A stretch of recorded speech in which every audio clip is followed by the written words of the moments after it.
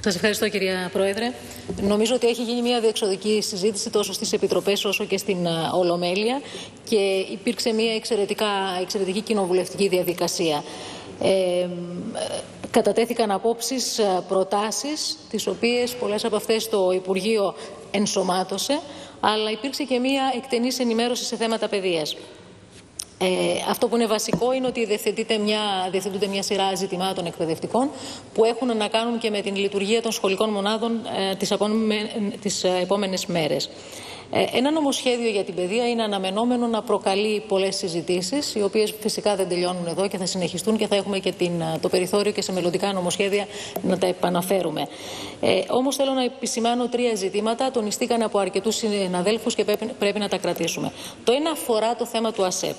Όλοι ξέρουμε την δύσκολη οικονομική συγκυρία που η χώρα διήνυσε και εξακολουθεί να διανύει. Παρ' όλα αυτά η κυβέρνηση κατάφερε να λειτουργήσουν τα σχολεία χωρίς ιδιαίτερα προβλήματα. Εκείνο όμως που πρέπει να γίνει και είναι θέληση και στόχος όλων μας είναι τα σχολεία, οι σχολικές μονάδες και της πρωτοβάθμιας και της δευτεροβάθμιας εκπαίδευσης να καλυφθούν με μόνιμο προσωπικό. Και νομίζω ότι όλοι πρέπει να πιέσουμε και ο Υπουργός το τόνισε ιδιαίτερα αυτό και αναμένουμε τις ενέργειές του στο επόμενο διάστημα.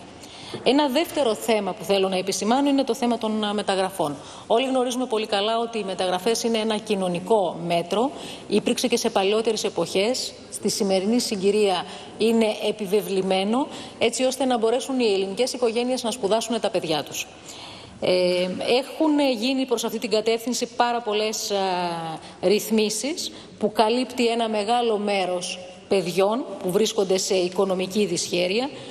Όμως υπάρχει ένα κενό στο θέμα των εισακτέων το 2013. Έχει κατατεθεί και μία τροπολογία βουλευτική, είναι με γενικό αριθμό 1788 και ειδικό 205 και αφορά τους εισακτέους του 2013 που είναι τέκνα τρίτεκνων και πολύτεκνων οικογενειών.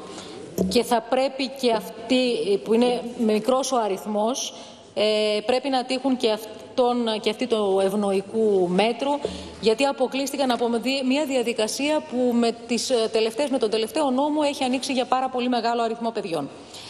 Το τρίτο και τελευταίο θέμα που θέλω να επισημάνω είναι την τροπολογία σχετικά με την μη διαγραφή των φοιτητών. Είναι μια ευεργετική διάταξη, γιατί ξέρουμε πολύ καλά ότι ο νόμος του 2011 μιλούσε για μια αυτοδίκαιη διαγραφή όλων των φοιτητών. Με την παρούσα τροπολογία δίνεται η δυνατότητα σε μεγάλο μέρος φοιτητών να μπορέσουν να αποπερατώσουν τις σπουδές τους, και έτσι πρέπει, γιατί βρεθήκανε σε μια δύσκολη οικονομική συγκυρία. Υπάρχουν παιδιά τα οποία οφείλουν μόνο την πτυχιακή τους εργασία και αυτό καλύπτεται. Όμως θα πρέπει, επειδή ακριβώς φαίνεται η ευαισθησία και η ευεργετική διάταξη του νόμου, να ανοίξει για ένα ακόμα μεγαλύτερο μέρος φοιτητών, και είναι αυτοί οι οποίοι, ενώ χρωστάνε με ελάχιστο αριθμό μαθημάτων, 2-3 μαθήματα, δεν έχουν τύχει ούτε να δώσουν εξετάσεις τα 2 τελευταία χρόνια, ούτε καν να έχουν εγγραφεί. Και πρέπει να το προσέξουμε, γιατί είναι άδικο για ανθρώπους οι οποίοι